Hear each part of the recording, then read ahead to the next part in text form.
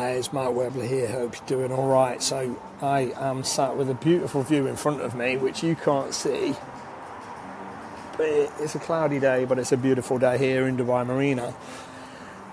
This is part 2 of essentially me teaching you how to build software as a service business using AI for free. Okay, so we left off here. We were talking about niche ideas and all that stuff. I'm just going to carry on from where I left off. So if you're looking for inspiration for ideas, you can go to places like Kickstarter. So Kickstarter, most funded, or you can go to Flipper. Like this is like a business selling website and see what's selling. You could look at processes in your business you'd pay to automate, or you could ask Claude for niche specific ideas. So there's lots of different ways to come up with ideas for your first software as a service business. But the key is think creatively, but don't try and reinvent the wheel. Better to move into a market whereby there's already people selling in that space, because then you don't have to worry about validating it. You don't have to think of this amazing idea. You can just build something that other people are already selling and just compete with them, which I think for a cash flowing business is probably the best way. So is there a service people pay for that AI could now do through your SaaS front end? So almost serve as a software. So is there a software front end you could create, a software back end that provides a service, or a software front end that provides a service? There's variations of it. There's variations of like software as a service businesses. I've talked about it on some short form content on Instagram Reels, but like service as a software. But I don't want to overcomplicate this and make this video about that. So let's just keep going. Is there something coaches, consultants, professionals do one-to-one that you could help them automate? Are there physical trades like plumbers or lawn care pros that need digital tools? Can you find existing software, look at what people don't like about it and just improve it? So these are just some inspiration points. Do you have friends in certain industries you could just ask what their frustrations are?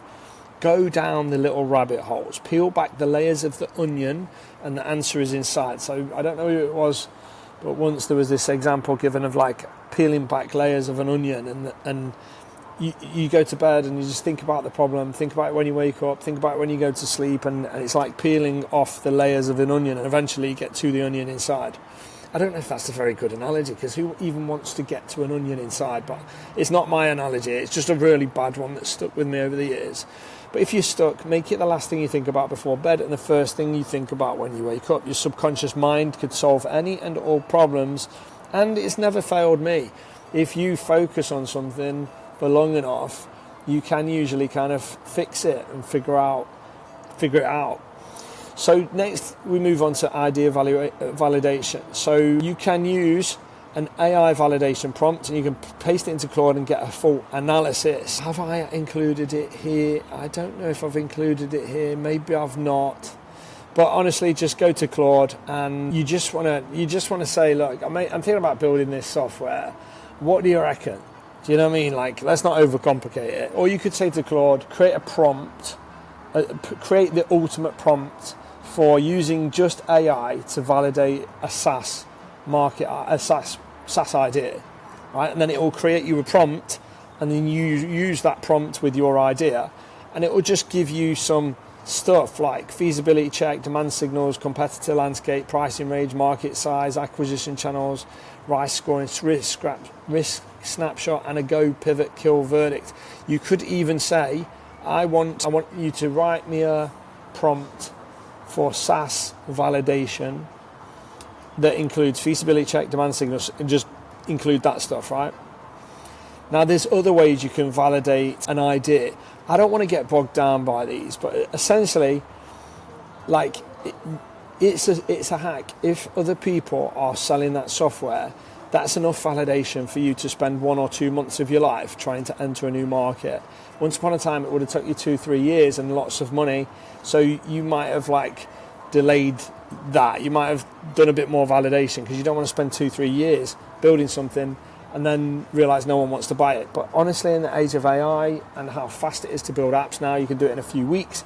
You can do it in 21 days with my 21-day challenge. Link down below literally walks you through how to build an app, and it's really, really, really, really good price. and it literally walks you through 21 daily micro tasks, and you can get to the end and you've got an app. So if all it's going to take is a few weeks of your time building a product that you could sell at scale, and then you can take it to market, and that's all it takes to essentially validate something, then I think you can almost overanalyze things now and just go into market with something built with AI, a minimum viable product, an MVP, is probably better than overthinking it and overanalyzing it. But you can actually find customers and do little interviews with them. This is me giving you the textbook answer of what you should do. But in most cases now with AI, you probably just want to build it. Follow your gut, build something that other people have already built. If you're acquiring or emulating their features, well, then you're solving the same problems with your features that their features solve. So essentially you are validating the market if you move into a space that's already got competition and just add one or two USPs. So I'm going to skip a bunch of this, but you can ask them, like, if I charged X, does that feel cheap or expensive? Write it down. If you can't get an interview in 24 hours, the market might be too cold. And then there's other stuff. You can pause this if you're interested in reading every little last bit of this. But golden rules: stay focused, kill future features, learn the phrase not MVP, maybe version 2. It will save your sanity. So one of the things that you will do when you're building your own SaaS app is it's so easy now with AI, and it's fun and it's addictive, that you will do feature creep. Every one of my mentees has done it. I'm like MVP, MVP, MVP. And then you talk to them and they're like, no, I'm just going to do this. I'm just polishing that, just polishing this. Before you know it, they're way beyond MVP. And that's cool. It just takes them 3 months instead of 3 weeks, but don't be scared of adding features to a version 2, right? Further down the line. So scope control, avoid the super duper large trap. Chances are you're going to want to do it. You're going to be like, oh, it's so fun, it's so easy. But the thing is, the more features you put in there, the more fixing you're going to have to do, the more maintenance you're going to have to do, and the deeper the level of investment, albeit just time, to get to a point whereby you can figure out if you can sell it. So yeah, I'm not saying don't build a monstrous project if you want to. It's never been easier, faster or cheaper. But if your goal is a cash flow business, then you don't want to go too wild with it. You kind of want to just take it easy and not go massive. And the idea is do one thing really well. One specific thing for one specific type of customer avatar really well. We'll be trying to do everything for everyone. And don't reinvent the wheel. Take what already exists and add your unique twist or your unique selling point feature. And remember, any project beats procrastination. Just choose and go. One of the things that a lot of people do is they're so desperate to get the right project first time that they don't end up taking action at all, and months pass and they never got started and they moved on to something else and followed some other shiny object. Don't do that. You want to just get started. Just build something.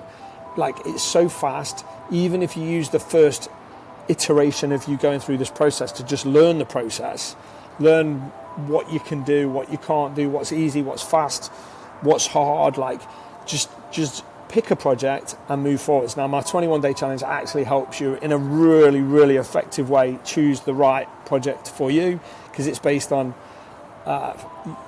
things about you. But honestly, just get started. Even if you actually think, this might be a bit rubbish, just do it anyway, because your first run through can just be a practice run through. Moving forward matters more than a perfect plan. So let's move on to USP, features, PRD and pricing. So you want to research the top 3 to 5 competitors and create a pricing matrix. So this is just about looking at the other apps in the space that do the same thing and just creating a table of data about them. So what do they do? What are the features that they all have? How much do they charge? That kind of thing. And just get it in a bit of a grid. So also you want to define your avatar. You want to pick one specific person, not a broad audience. So it's not all women. That's too broad. You might say it's women that enjoy yoga that are between 40 and 45 and have a kid. Like, again, that's a bit of an extreme example, but that's the idea. You pick one specific person, not tons of people. So there's someone moving around behind me. It's putting me off.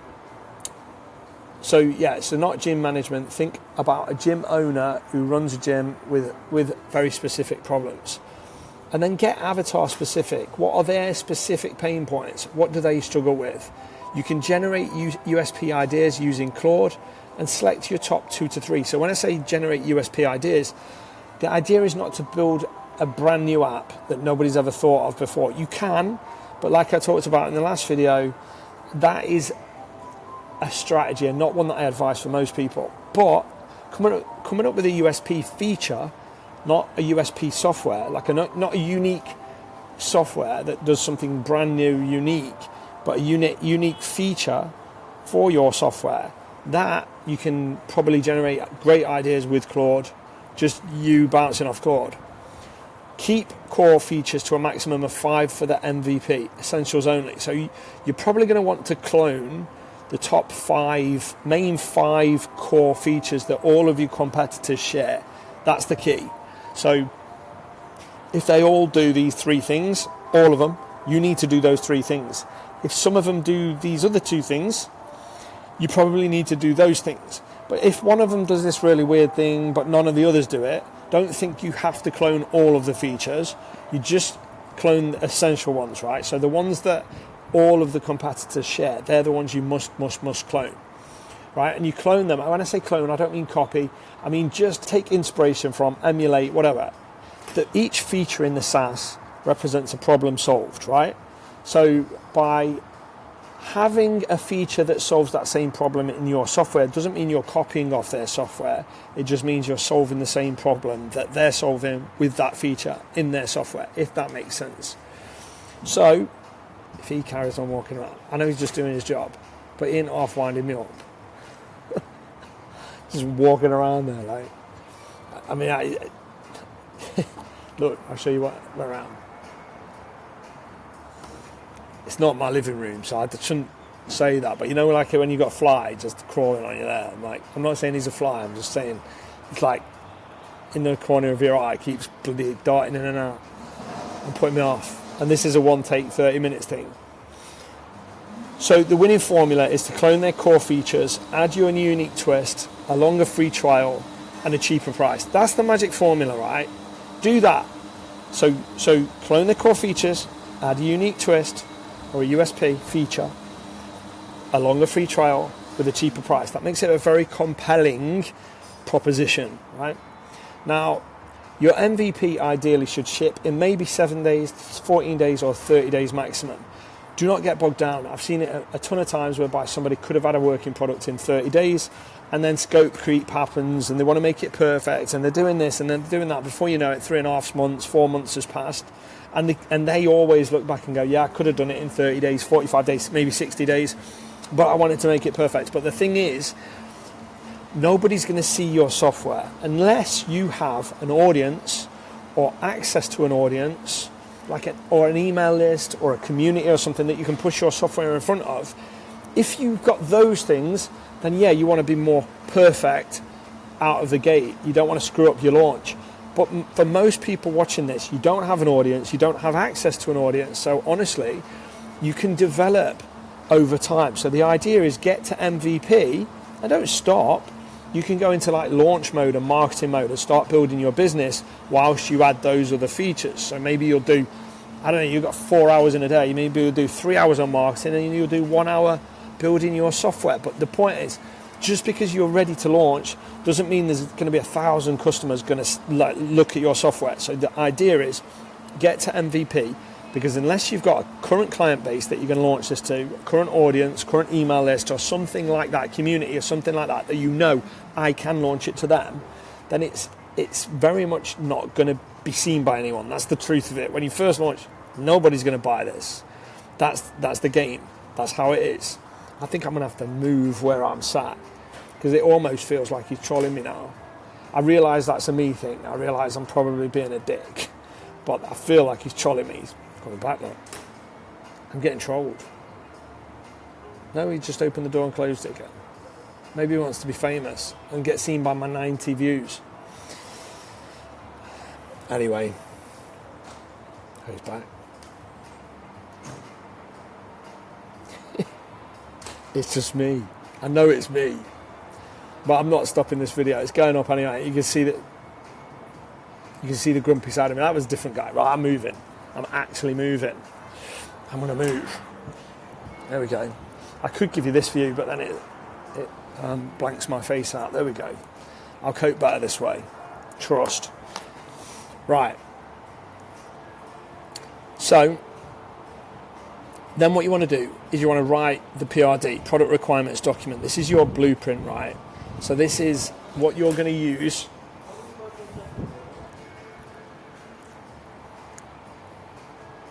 It's not very busy here right now because of how Dubai is at the minute. It's like 3 people up here and there's like 40 staff. So they're milling around a little bit more than usual and there'd be actual things to do. So anyway, right, you know what? To be continued. Because I know I've already come across as an absolute in this video. But I think I need to do this in a quiet room. I thought because it's quiet here, I could get away with it, but it's too distracting, even for me. So we'll pick this up. We'll pick this up in the next video. Give me 10 likes, and I'll do the next video ASAP. Thanks for watching. See you next time. Bye.